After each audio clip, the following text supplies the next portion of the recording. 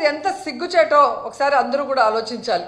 ఈరోజు ఇంటెలిజెన్స్ చీఫ్గా పనిచేసిన పిఎస్ఆర్ ఆంజనేయులు గారిని అరెస్ట్ చేసి తీసుకురావడం చూస్తుంటే డైవర్షన్ డర్టీ పాలిటిక్స్కి పరాకాష్ట.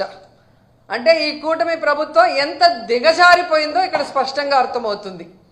పోలీసులు గుర్తుపెట్టుకోవాలి, ఈరోజు లోకేష్ చంద్రబాబు నాయుడు మాటలు విని రెడ్ బుక్ రాజ్యాంగాన్ని అమలు చేస్తున్న పోలీస్ ఆఫీసర్సు, ఇది మీరు అర్థం చేసుకోవాలి. తప్పు చేయని ఆంజనేయులు గారిని ఈ విధంగా అరెస్ట్ చేసి ఆయన్ని హ్యూమిలేట్ చేస్తూ అవమానపరుస్తుంటే తప్పు చేసిన మిమ్మల్ని చట్టం ముందు నిలబెట్టి మీకు బుద్ధి చెప్పే రోజు దగ్గరలో ఉంది. కాబట్టి అలాంటి తప్పులు చేయకుండా మీ పని మీరు కరెక్ట్గా చేయమని కూడా ఈ సందర్భంగా తెలియజేసుకుంటున్నాను. ఎందుకంటే ఏదో కిరీటం పెట్టేస్తారు చంద్రబాబు నాయుడు లోకేష్ అని చెప్పి చాలా చోట్ల పోలీసులు పెద్ద స్థాయి నుంచి కింద స్థాయి వరకు అందరూ కూడా వన్ సైడ్గా తప్పుడు సాక్ష్యాల్ని సృష్టించి తప్పుడు కేసులు పెట్టి ఏ విధంగా అరెస్ట్ చేసి పైశాచిక ఆనందం పొందుతున్నారో వాళ్ళందరినీ కూడా హెచ్చరిస్తున్నా.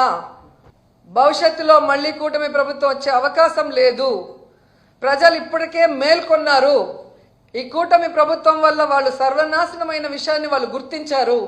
జగన్మోహన్ రెడ్డి గారి ప్రభుత్వంలో పేదలు ప్రశాంతంగా బ్రతికిన విధానం గుర్తుపెట్టుకొని మళ్ళీ జగనన్న కోసం ఎదురు చూస్తున్నారు. జగనన్న ముఖ్యమంత్రి అయిన వెంటనే తప్పు చేసిన వాడు ఎవరైనా వదిలిపెట్టేది లేదు. న్యాయస్థానం ముందు నిలబెట్టి వాళ్ళందరినీ కూడా జైలుకు పంపిస్తామని కూడా హెచ్చరిస్తున్నాం.